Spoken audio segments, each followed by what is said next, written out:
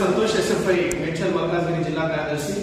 మొన్న జరిగిన సీఎంఆర్ ఘటన అమ్మాయిల వాష్రూమ్ లో వీడియోలు తీశారని చెప్పేసి అమ్మాయిలు దాదాపు 2 రోజుల పాటుగా కూర్చొని మా పర్సనల్ వీడియోస్ బయటికి పోయినాయి అని చెప్పేసి ధర్నా నిర్వహించారు.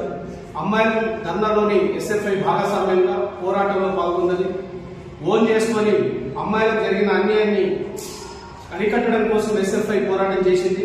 ఆ పోరాటం భాగంగానే గవర్నమెంట్ సీరియస్ గా తీసుకొని ఒక కమిటీ చేసి ఆ కమిటీ విచారణ జరిపించి ఆ కమిటీ భాగంగానే ఈ రోజు దుండగులను సంబంధించింది 2ని అరెస్టు చేస్తూ కళాశాల చైర్మన్ చామకూరి గోపాల్ రెడ్డి పైన A7 గా కేసు నమోదు చేస్తూ ప్రీతిరెడ్డి వార్డన్ పై కేసు నమోదు చేస్తూ అక్కడ ఉన్న వ్యవహారాల్లో ఉన్న వారిపై అందరిపైన కేసు నమోదు చేసిన పోలీసు ఈ కేసుని మేము స్వాగతిస్తున్నాం.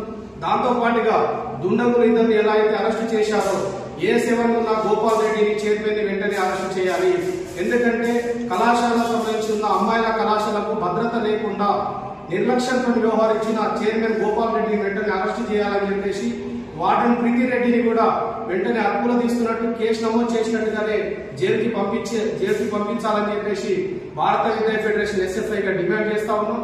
ఈ రోజు దుండగులు తప్పించుకోనికే వాళ్ళు తప్పించడం కోసం గోపాల్ రెడ్డి కావచ్చు, అక్కడ ఉన్న ప్రొఫెసర్ కావచ్చు, వార్డన్ ప్రీతిరెడ్డి కావచ్చు, ఇది అబద్ధం, అమ్మాయిలు చెప్పేది అమ్మాయిల వీడియో తీసిరనేది అబద్ధం అని చెప్పేసి ఈ రోజు అమ్మాయిల పైన నేను నింద పోయించేటట్టు చేసిన ప్రీతిరెడ్డి కావచ్చు, గోపాల్ రెడ్డి కావచ్చు, ప్రిన్సిపల్ కావచ్చు, వీళ్ళందరూ అమ్మాయిల విషయాన్ని అబద్ధంగా దాటేసిన వారిపైన కేసు పెట్టడానికి మేము స్వాగతిస్తా ఉన్నాం. వారిని వెంటనే అదుపులో తీసుకోవాలి, అరెస్ట్ చేయాలని చెప్పేసి డిమాండ్ చేస్తా ఉన్నాం.